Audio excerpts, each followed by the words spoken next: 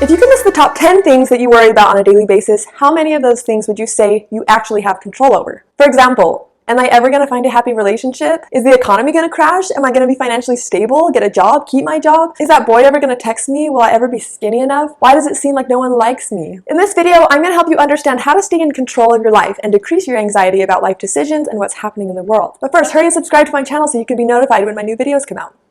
You know that the average person actually has 5,000 thoughts go through their mind every single day, and 80% of those thoughts are negative.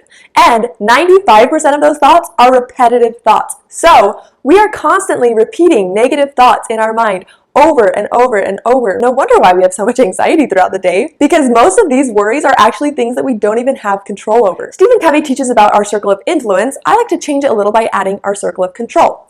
Basically, everything inside of our circle of control is what you can, in most instances, directly control. You can't control the people around you, but you can control who you keep around you. You can control what you eat. You can control your thoughts, how you decide to use your time, the types of jobs you apply for and accept, or who you vote for, etc.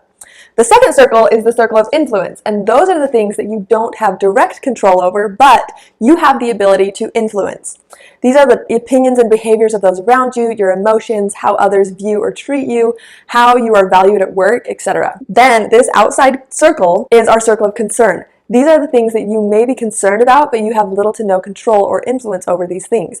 These are things like taxes or natural disasters, attitudes in society, the way people drive. This is obviously different depending on your place and power level in society, but for the most part, we have little to no control over these things. And the time and energy that you devote to them will be a waste of time. And that time and energy, once spent, cannot be reused. It's like screaming at the basketball game on TV in hopes that it'll change the referee's call. It's just a waste of energy. So the key is to focus your energy on things you can do something about, so you can make effective changes in your life.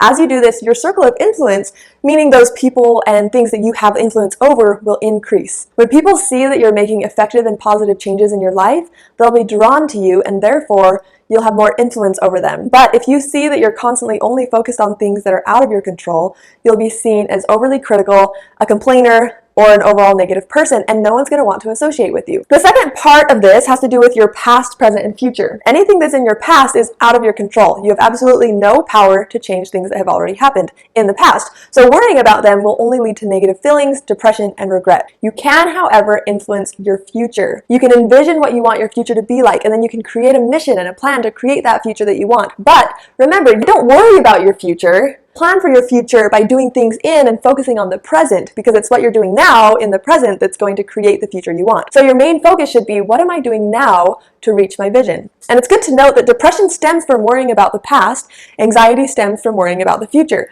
So the more you can stay present, the better your mental health will be.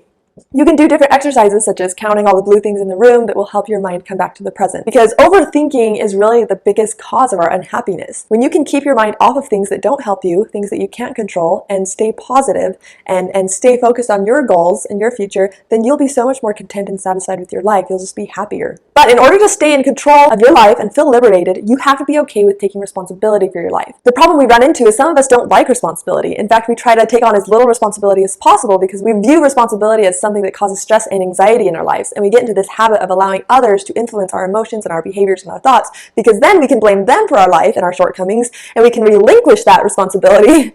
But as soon as you take responsibility for your life, it means that even if you feel like you're a loser with a terrible life, you are making that your reality, and you are responsible. And that's just something that a lot of people can't handle. So stay focused on your circle of control, stay present, and learn to take responsibility for your life and your future. And let me know when you notice positive changes in your attitude, your mental health, and your overall life satisfaction. And if you enjoyed this video, please like it and leave a comment below letting me know what you think, or if you have questions or insights about the topic. And I'll see you in the next video.